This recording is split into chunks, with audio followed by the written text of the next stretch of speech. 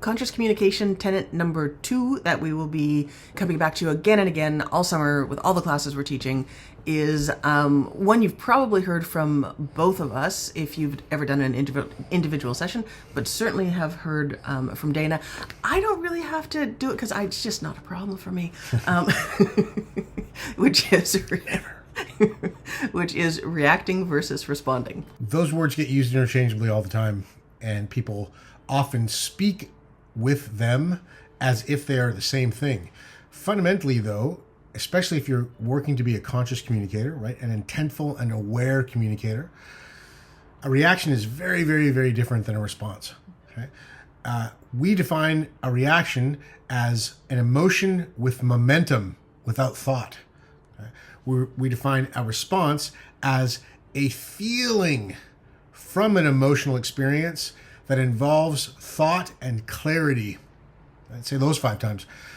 Fundamentally, the difference between a reaction and a response is the pause, right? So we have something that stimulates us, triggers us into a reaction, a very natural process for a human being to go through on a daily basis. We're triggered by all kinds of things.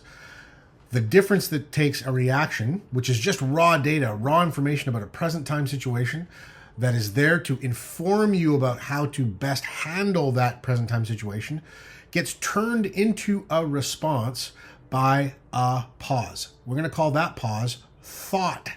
Thought is the thing that occurs when we get the information from how our emotion has turned into a feeling combined with our thinking about how to best handle something.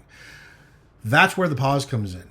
If we are capable and well-resourced enough to say, wow, I just got triggered by an experience outside of me that made me feel tremendous fear or anger, and I take a second to have a thought about what that emotion could mean or might mean, as opposed to only reacting with what I initially felt like it meant, then I've got time to get the information from that emotion that's turned into a feeling and think about the thing that will give me the best chance to make the best decision in the face of that thing that has triggered me. It really is the cornerstone and the foundation of being self-determined, of being able to make a choice regardless of the stimulus that's coming at you, regardless of the stimulus that's triggered you into a fight or flight space of thinking. And that's the way in which we understand and act upon something that's actually in our best interest because it's well assessed and well discerned. Sounds like a lot more mechanics and complication than it actually is, but really we can get more and more and more and more proficient at transforming our reactions into responses and putting us in a position where we never feel like we don't have a choice. Very effective in being a conscious communicator because it's how we keep our awareness and our intent intact. Excited to tell you much more about that as the summer of conscious communication unfolds. Big new rock band. Summer of Conscious Communication.